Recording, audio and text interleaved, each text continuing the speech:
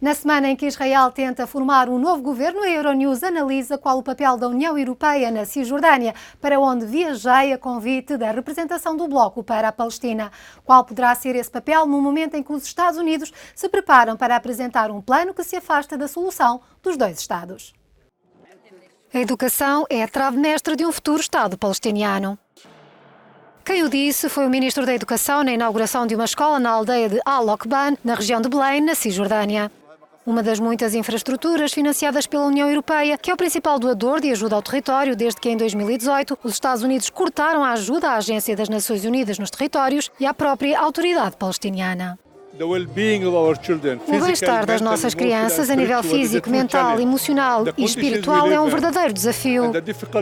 As condições em que vivemos e as dificuldades que as crianças sofrem cotidianamente são um verdadeiro desafio para os pais, para o sistema escolar e para a comunidade, porque têm que lidar com traumas e variados problemas sociais e psicológicos. A alguns quilómetros da escola e do principal posto de controlo entre Jerusalém e Belém fica o campo de refugiados Al-Aida, parcialmente cercado pelo muro que separa Israel da Cisjordânia. Após uma das incursões regulares do exército israelita, o filho de 7 anos de Ali Eid Abu Aker passou 6 dias na prisão, o que o fez recordar uma experiência similar quando tinha 14 anos. Quando fui para a prisão, puseram-me numa cela de 1 metro por 1 metro, como se fosse a campa no cemitério, onde fiquei 3 meses e 10 dias. Agora tenho problemas em todo o corpo. Alegra Pacheco ajuda a superar estas experiências traumáticas. É a líder da unidade de proteção criada pela Agência da ONU para os Refugiados da Palestina, que administra o campo desde 1950. Muitas vezes os soldados usam bombas sonoras, disparam gás lacrimogéneo, procuram ruas específicas para fazer as detenções.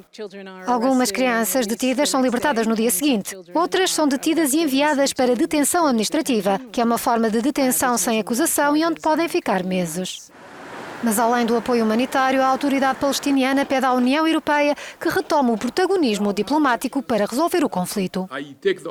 Aproveito a oportunidade para pedir à Europa que assuma a liderança no estabelecimento de uma coligação para acabar com a ocupação, dentro dos parâmetros previstos na solução de 2 Estados. Se o presidente Donald Trump não perceber esta realidade, estará condenado ao fracasso.